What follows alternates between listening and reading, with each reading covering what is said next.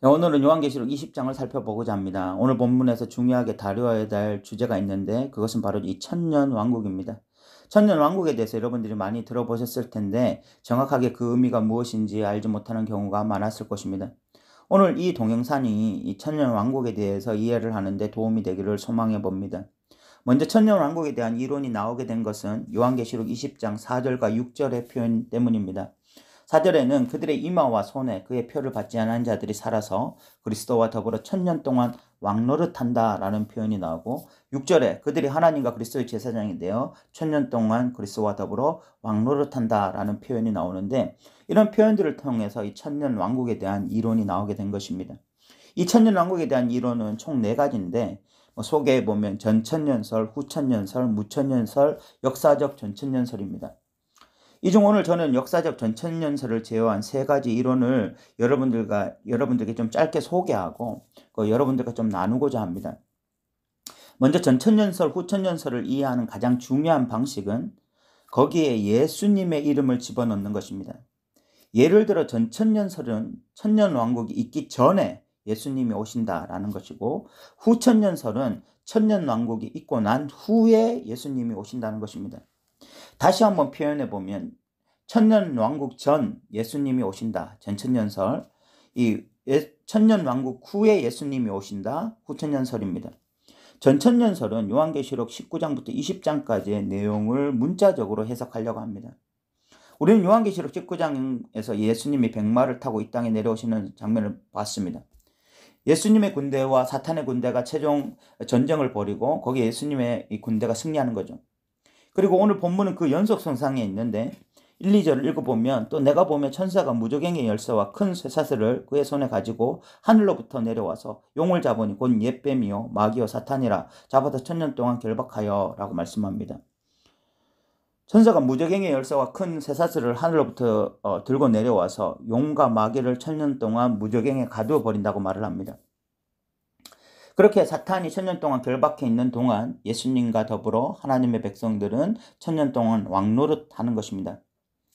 이 전천년설에서 보는 세상은 악한 세상이고 더 악하게 될 세상입니다. 사람들이 흔히 악한 세상을 보고 말세다, 종말이다 이런 말을 하는데 이것이 전천년주의 세계관과 동일한 것입니다. 세상은 시간이 지나면 지날수록 악해질 것인데 이것이 증명하는 것이 곧 말세가 다가온다, 예수님이 재림하신다라는 것입니다. 예수님이 오셔서 이 악한 세상을 다 쓸어버리시고 새로운 세상을 여시는데 그것이 바로 천년 왕국인 것입니다. 전천년설을 주장하는 사람들은 요한계시록의 어떤 이 표현들을 시간 순서대로 나열하는 것을 좋아합니다. 7년 대환란, 휴거, 예수님의 재림, 최후전쟁 이런 것들을 시간 순서대로 나열하려고 해요. 후천년설은 천년 왕국 이후에 예수님이 오시는 것입니다.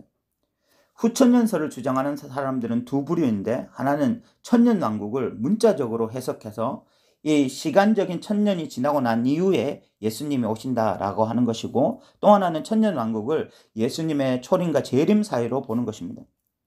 성경에서 이 천이라고 하는 숫자는 많다라는 의미를 가지고 있습니다. 하나님이 1000대까지 은혜를 베푸시겠다라고 말씀하실 때에 그 1000대까지 은혜 베푸시겠다라는 것은 문자적인 표현이 아니라 그 많은 자손들에게 복을 주시겠다라는 표현이거든요. 그와 동일하다는 것이죠. 요한계시록에서 이 14만 4천을 말할 때에 이 숫자는 12 곱하기 12 곱하기 1000인데 이 10이라고 하는 것이 구약의 하나님의 백성들, 또 다른 12는 신약의 하나님의 백성들인데 그들이 1000이라고 하는 것은 많다라는 뜻을 가지고 있거든요. 셀 수 없이 많다. 마찬가지로 오늘 본문에 나오는 숫자를 이 1000년으로 한 것은 문자적으로 천년이라는 기간을 말하고자 하는 것이 아니라 바로 상징적 표현이라는 것입니다. 후천년설을 주장하는 자들에게 중요한 것은 세상을 바라보는 관점이 중요해요. 이들은 세상이 점점 좋아질 것이라고 믿습니다. 예수님이 하나님 나라를 선포하셨는데 그 하나님 나라가 이 땅에 임했다고 말씀하시고 난 이후에 겨자씨 같던 나라가 어느 순간 큰 나무가 될 거라고 말씀하셨습니다. 그 말씀을 따라서 1세기 작은 공동체로 시작했던 교회가 어느덧 전 세계로 확장되어지고 이 복음이 들어가는 것마다 인권이 회복되고 경제가 회복되어지고 삶의 질이 향상되는 일들이 실질적으로 일어났습니다. 이런 모습을 보면서 후천년설을 주장하는 자들은 이 복음을 통해서 이 세상이 하나님 나라로 온전하게 변화될 것이다. 그래서 1000년 동안 이 땅이 하나님 나라와 같이 될 것을 기대하는 것입니다. 그렇게 복음으로 바뀐 세상이 천년왕국이고 그 천년왕국 이후에 예수님이 오신다라고 믿는 것이죠. 마지막 이 세 번째로 무천년설은 후천년설과 유사한 점이 많은데 무천년설은 천년왕국이 없다고 생각하는 것입니다. 예수님의 초림과 재림 사이가 이 천년왕국이라는 것이고 이 천년이라는 기간이라고 생각한 것이고, 그리고 이 후천년설의 상징적 해석과 이 부분에서는 거의 유사하지만 이 후천년설의 상징적 해석과 결정적인 차이가 있다면 후천년설은 이 세상에 대한 낙관주의, 미래가 지나면 지날수록 더 좋아진다고 생각하지만 무천년설은 예수님과 초림과 재림 사이에 세상은 점점 좋아지는 것이 아니라 점점 악해진다고 믿는 것입니다. 여러분들은 어느 이론이 맞다고 생각하십니까? 이 세 가지 이론은 무엇이 옳다 그르다 말할 수 없습니다. 왜냐하면 본문이 상징적 의미인지 문자적 의미인지 정확하게 무엇이 옳다고 말할 수 있는 근거가 빈약하기 때문입니다. 또한 교회사적으로 보면 신앙이 훌륭한 선배들이 각각의 이론들을 지지했습니다. 전천년설은 초대교회 교부들이 주로 지지했고, 후천년설은 존 웨슬레나 조나단 에드워즈 같은 믿음의 사람들이 지지했고, 무천년설은 어거스틴, 루터, 칼빈 같은 사람들이 또 지지를 했습니다. 그렇기 때문에 무엇이 옳다 그르다라고 말하기가 모호합니다. 그런데 여기에 굉장히 중요한 것이 하나 있습니다. 그것은 어떤 교리를 믿는가 하는 것보다 그 교리가 우리의 삶을 어떤 식으로 이끌고 가는가 하는 것이 중요하다는 것입니다. 교리를 아무리 많이 배우면 무엇합니까? 그 교리가 우리의 삶을 지배하지 않으면, 우리의 삶을 이끌지 않으면 아무 유익이 없습니다. 그것은 소리나는 구리와 울리는 꽹과리에 불과한 것이죠. 전천년설의 유익은 주님 다시 오실 때까지 세상은 점점 죄악으로 가득할 것이기 때문에 그동안 믿음을 지키라고 권면하는 데 있습니다. 세상과 동화되는 것이 아니라 세상과 다른 그리스도인의 삶을 살라고 권면하는 데 있어요. 그래서 전천년설을 믿는 자들이 되면 세상과 타협하지 않는 그리스도인이 될 가능성이 높죠. 후천년설을 믿으면 세상을 변화시키기 위해서 힘쓸 수 있습니다. 이 세상은 변화될 수 있다고 하는 믿음을 가지고 열심히 복음을 증거하면 세상이 복음으로 변화될 기대를 가지고 나아갈 수 있는 장점이 있습니다.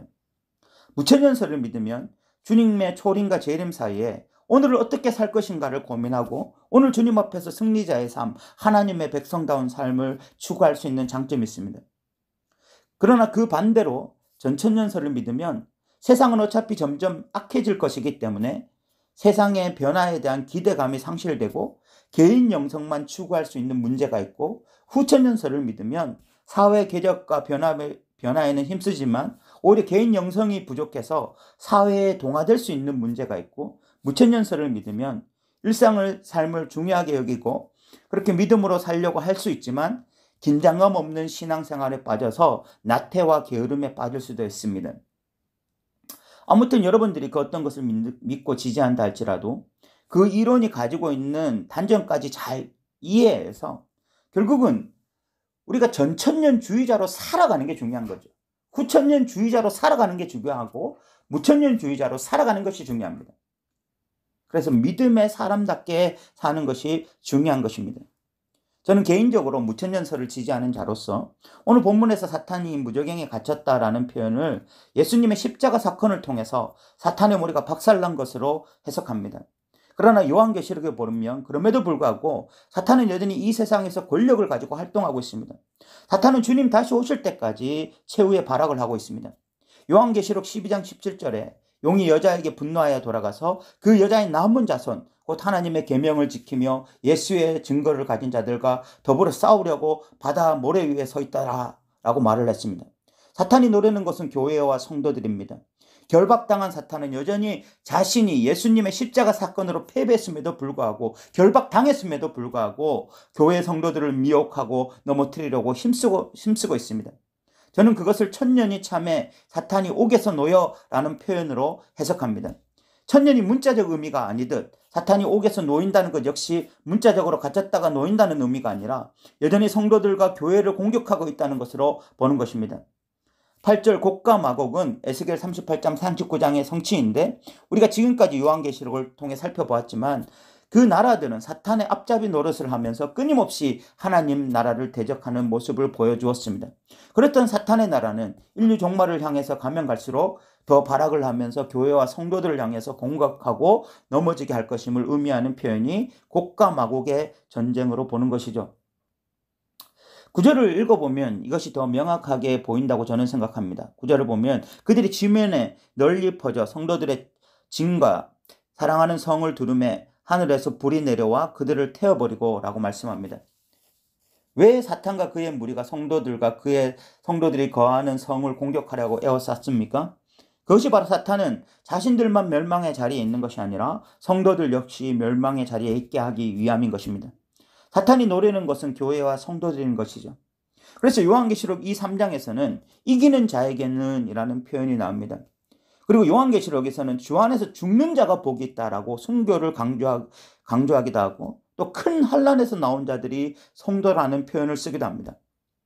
예수님의 초림과 재림 사이에 사는 성도들은 이 사실을 분명히 알아야 하는 것이죠. 오늘날 적당히 신앙생활 하는 자들이 너무 많습니다. 예수님 믿으면 구원이라는 교리 하나 붙들고 영적 전쟁도 하지 아니하고 영적으로 이기는 법도 모르는 자들이 너무나 많습니다. 교리가 우리를 구원하지 못함에도 불구하고 교리에 대한 동의로 구원은 따놓은 당상이라고 생각하는 것입니다. 그런데 요한계시록에서 구원은 이기는 자들에게 있습니다. 주님 다시 오실 때까지 순결한 옷을 입고 예배자를 바꾸지 않으며 어떤 외부적 위협에도 굴하지 않고 주님을 따르는 자들이 참된 구원을 받는 자들인 것입니다. 11절부터 15절까지는 유명한 백보자 심판에 대한 이야기입니다. 11절을 읽어보면 또 내가 크고 흰 보좌와 그 위에 앉으신 이를 보니 땅과 하늘이 그 앞에서 피하여 간데없더라 라고 말씀합니다. 예수님이 흰 보좌에 앉아 계십니다. 희다는 것은 요한계시록에서 순교를 의미합니다. 즉 이 보좌는 하나님 앞에서 순교를 했는지 안 했는지를 판가름할 것입니다. 12절에서는 죽은 자, 큰 자, 작은 자가 그 보좌 앞에 다 서 있다고 말을 합니다. 12절을 읽어보면 또 내가 보니 죽은 자들이 큰 자나 작은 자나 그 보좌 앞에 서 있는데 책들이 펴있고 또 다른 책이 펴졌으니 곧 생명책이라 죽은 자들이 자기 행위를 따라 책들에 기록된 대로 심판을 받으니 라고 말씀하고 있습니다. 이것의 의미는 누구든지 최후 심판대 앞에 설 것을 의미하는 것입니다. 그리고 그들은 자기 행위대로 심판을 받습니다. 백보자 심판의 핵심은 행한 대로 심판을 받는다는 것입니다. 우리는 이 본문을 보면서 두 가지를 경계해야 됩니다. 이 본문은 첫 번째 우리가 경계해야 될 것은 이 본문을 보면서 우리가 가진 교리로 바로 이 본문을 재해석하는 것입니다. 우리는 믿음으로 구원받고 믿음으로 심판받는다는 교리를 가지고 있습니다. 그것은 분명 성경이 말하는 바이죠. 그런데 때때로 우리는 성경은 행위로 구원받고 행위로 심판받는다고 말하기도 합니다. 이 또한 성경이 말하는 바예요. 오늘 본문도 그렇게 분명히 말하고 있죠. 여기서 사람들이 혼돈이 생깁니다. 그리고 믿음과 행위가 반대점에 놓이게 되는 이런 일들도 일어납니다. 그런데 믿음을 강조하면서 행위를 무시하면 요한계시록이 강조하는 이 승리하는 그리스도인을 놓치게 됩니다. 그러나 그 반대로 본문을 보면서 행위만 강조해서도 안 됩니다. 오늘 본문에 자기 행위대로 심판받는다는 구절을 통해서 우리가 우리 행위를 앞세워 구원을 따내려고 하는 행위 구원으로도 가서는 안 되는 것입니다. 그럼 우리는 어떻게 하면 좋을까요? 요한계시록 7장에 인치심을 받은 14만 4천에 대해서 말을 하고 있습니다. 그들은 하나님의 보좌 속에 있는 자들, 보호 속에 있는 자들, 은혜 속에 있는 자들입니다. 우리는 먼저 그것을 신앙으로 고백해야 됩니다. 우리의 구원은 나의 공로나 의지가 아니라 하나님의 인치심, 은혜로 됨을 분명하게 고백해야 됩니다. 그러나 우리는 인치심만 자랑하는 자들이 아니라 장차 백보자 앞에 설 자들을 생각하고 오늘 인내로 믿음으로 살아가는 자들이 되어야 됩니다. 요한계시록에서 성도들에게 요구하는 것이 바로 이 두 가지이기 때문에 그렇습니다. 요한계시록은 성도들이 인치심을 받은 자들임을 분명히 말함으로써 성도들에게 두려워하지 말고 신앙생활 할 것을 권면합니다. 그러나 동시에 요한계시록은 인침 받았기 때문에 대충 신앙생활 해도 된다고 절대로 말하지 않습니다. 오히려 인침 받았기 때문에 더 깨어있고 더 영적으로 치열하게 싸워서 승리할 것을 말하고 있습니다. 믿지 않는 자들은 자기 행위대로 심판받을 것입니다. 그러나 기독교인이라 하면서 세상과 타협하며 살았던 자들 역시 심판의 대상임을 기억하시기 바랍니다. 오늘 우리가 20장을 짧게 살펴보았습니다. 전천년설을 믿든지 무천년설을 믿든지 후천년설을 믿든지 여러분이 믿고 싶은 대로 믿으시면 됩니다. 중요한 것은 전천년설을 믿는 자라면 절대로 세상과 타협하지 말고 그렇게 믿음으로 나아가는 자 되시기 바랍니다. 후천년설을 믿는다면 이 땅이 하나님 나라가 되기를, 그렇게 세상이 변화되고 개혁되기를 소망하며 담대하게 복음 증거자로 살아가기를 바랍니다. 무천년설을 믿는다면 오늘 하루 주님의 왕되심을 인정하고 오늘 하루 하나님과 함께 왕으로서 누려가는 그런 믿음의 사람들 되시기 바랍니다. 그리고 우리는 모두 다 백보자 앞에 설 것입니다. 행위대로 심판받을 것입니다. 그러므로 우리는 하나님의 은혜를 노래하지만 그 은혜를 가지고 믿음으로 승리하는 저와 여러분 되시기를 주님의 이름으로 부탁드립니다. 들어주셔서 감사합니다.